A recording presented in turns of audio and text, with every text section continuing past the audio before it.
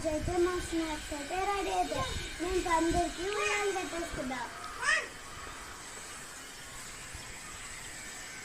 ఈరోజు మా స్నాక్స్ వచ్చేసి బాయిల్డ్ ఎగ్స్. మేమైతే ఉయ్యాలు ఒకటే తింటాం ఫ్రెండ్స్.